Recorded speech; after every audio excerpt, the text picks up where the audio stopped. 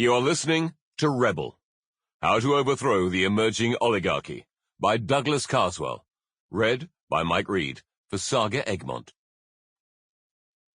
Quote by Steve Jobs. Here's to the crazy ones, the misfits, the rebels, the troublemakers, the round pegs in the square holes, the ones who see things differently. They're not fond of rules, and they have no respect for the status quo. You can quote them, disagree with them, glorify or vilify them. About the only thing you can't do is ignore them, because they change things. They push the human race forward. And while some may see them as the crazy ones, we see genius. Because the people who are crazy enough to think they can change the world are the ones who do. Steve Jobs. Preface. When I first stood for election to Parliament, I believed that all we needed were the right kind of ministers, pursuing the right sort of plans. Now, I believe we need a revolution. Politics, I have come to see, is a cartel. Like the economy, it's rigged in the interests of an emerging oligarchy. I wrote this book because I care deeply about the liberal order that has allowed us to flourish, as it has others before us. And also because I believe political pundits have failed utterly to comprehend the problem. Indeed, they are part of it. We face a twin assault. Oligarchs on the one hand, radical populists emerging in response to them on the other. Sweeping change is needed if the liberal order is to survive. Douglas Carswell, Clacton, 13th of February, 2017. Part 1.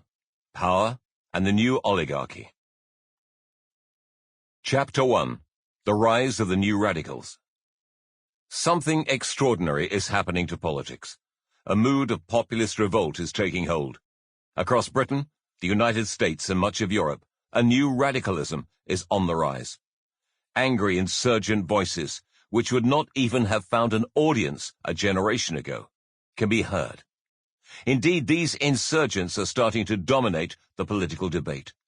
Everywhere from Slovakia to Sweden, California to Clacton, we can see the symptoms of this rising restlessness across the political spectrum.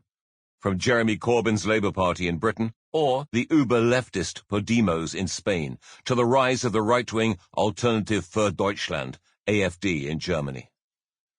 In the United States, the reality TV show host and property billionaire Donald Trump was elected president.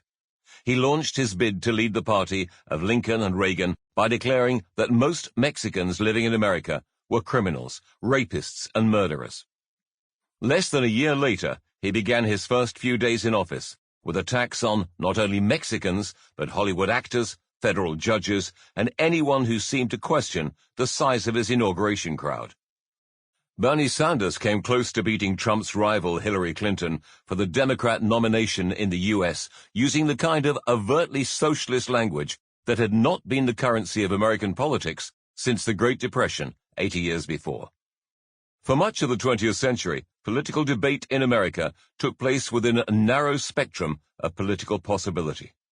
Both major parties subscribed to free market capitalism under a modicum of state supervision, with a strong focus on individual liberty. Yes, there were differences of tone and emphasis. Occasionally, candidates for the White House took diverging views over foreign policy. But there was a recognizable set of boundaries within which the debate took place. Not anymore. Sanders implies that he wants to nationalize the banks, while Trump spoke of rounding up and deporting 11 million migrants and imprisoning his opponents. The established consensus is starting to collapse in many Western states.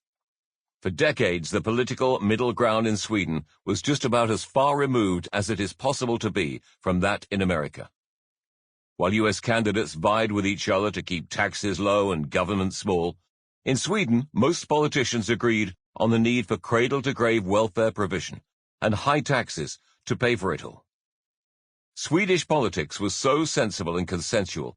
One of their major parties was the Moderate Party, the Moderata Samlingspartiet, committed to, well, moderation. But then along came the Sweden Democrats, Sverigedemokraterna. Founded relatively recently, like many of the insurgent parties, they are fiercely Sample complete.